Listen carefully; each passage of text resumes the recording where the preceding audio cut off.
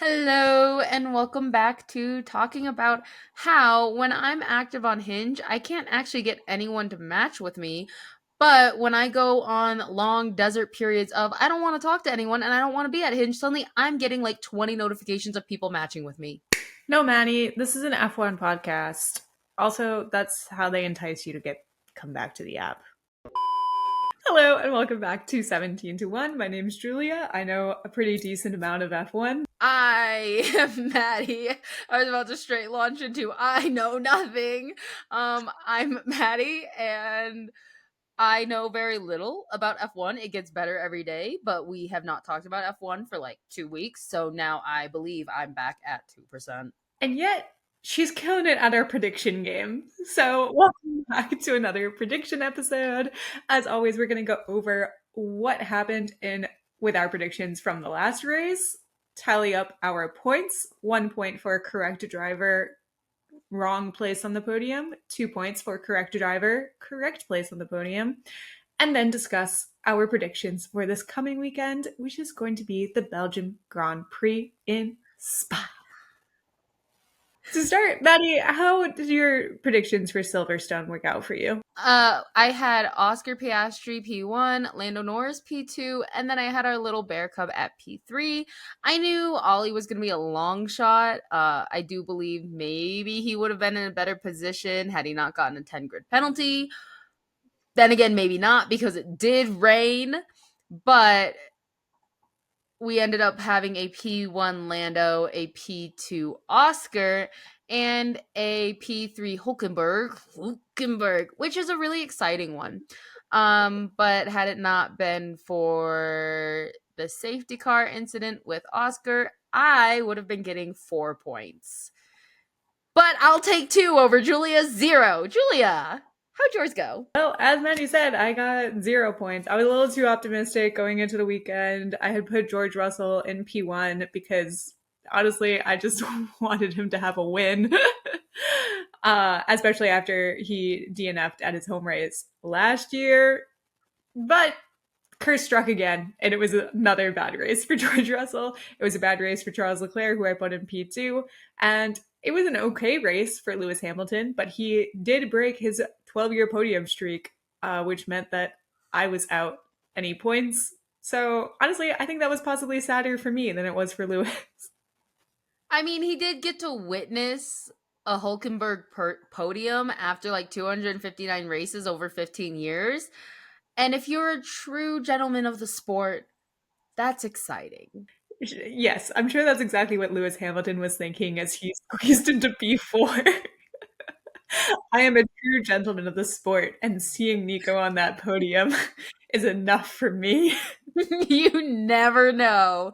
The working mind of a man is wild. Anyway, that brings our total tally up as so Maddie's getting another 2 points up on me, furthering her already quite lengthy lead, which brings us into next weekend. Forward this weekend in Spa-Francorchamps. I probably butchered that, but I'm not French, so it's okay.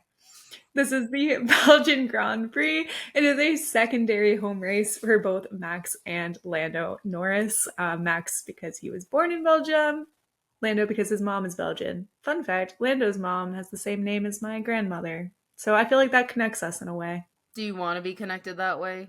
I have no idea, but it made my mom real happy when I told her, and she's a Lando Norris hater. But that gave him some bonus points in her book. So she's a simple woman.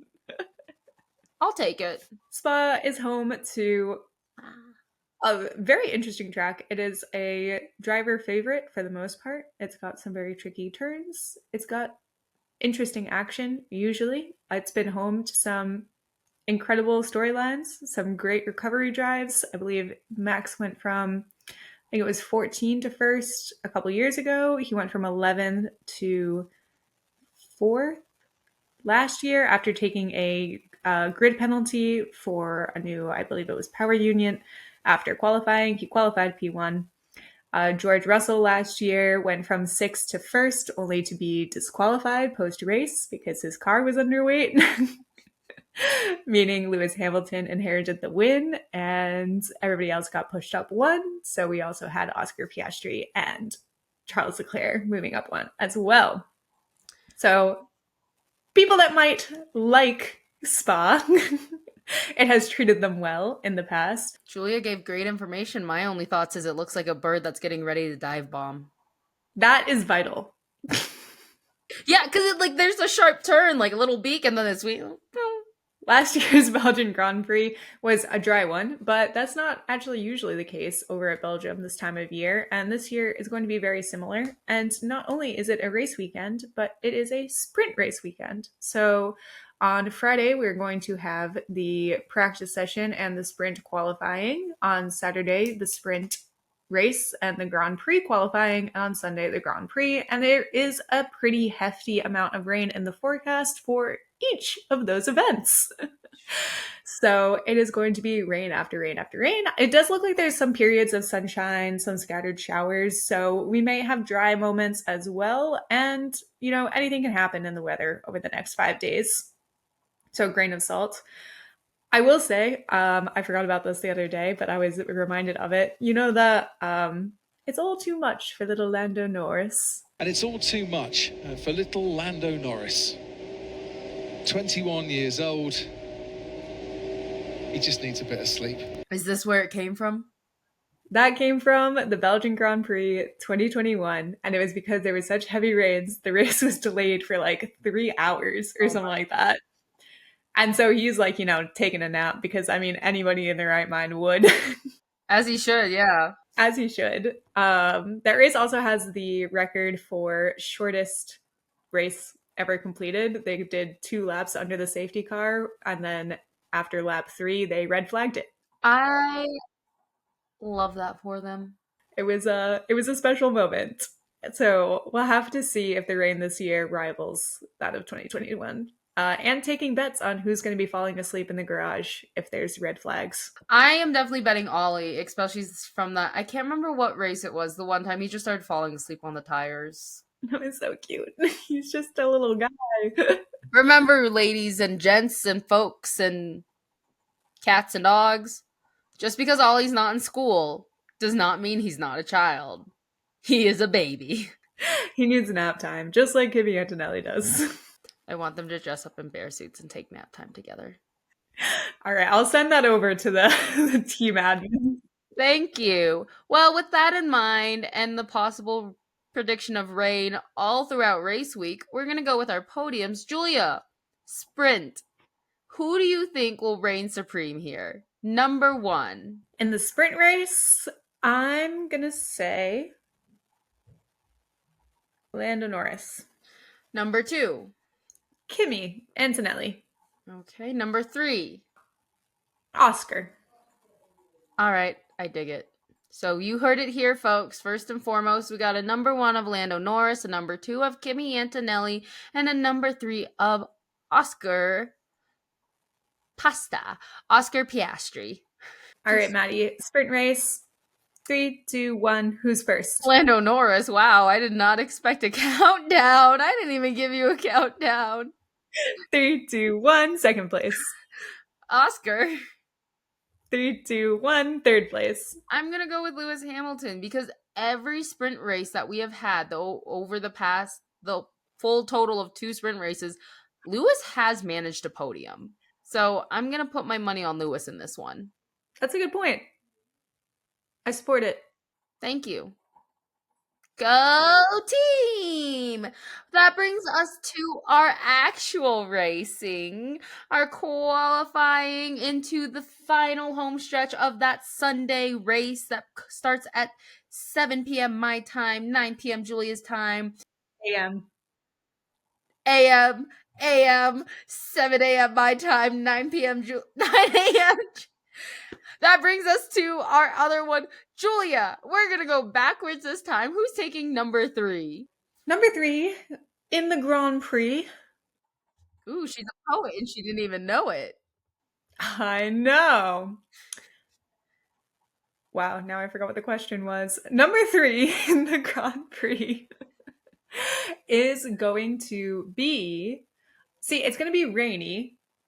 So I want somebody kind of unexpected. midfielder, perhaps, another Hulkodium, another Alpodium, circa Brazil 2024. I'm going to put Alex Albon. Oh, Alex Albon, that's great. Oh, Alex Albon, that's great. All right, so we got Alex in P3. Who's going to take our P2? P2, Lando Norris.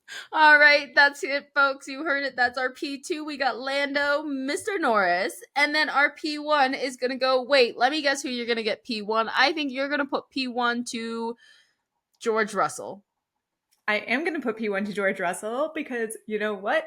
Got disqualified last year. I think it would be absolutely grand for the storyline if he got P1 this year and managed to keep it this time.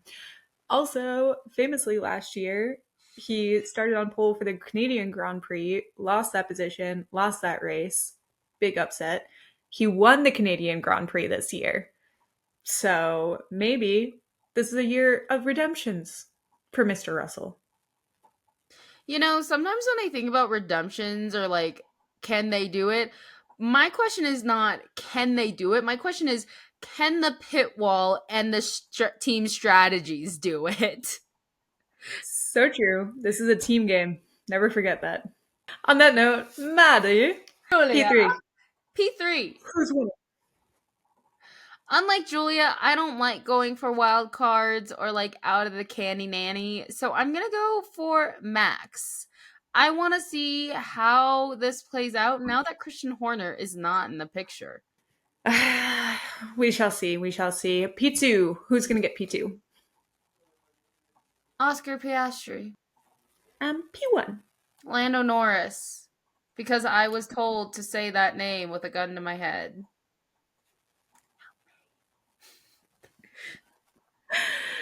Excellent. So we will see how those end up turning out come this weekend. It's going to be a long, fun weekend of lots of racing after this 3 weeks off.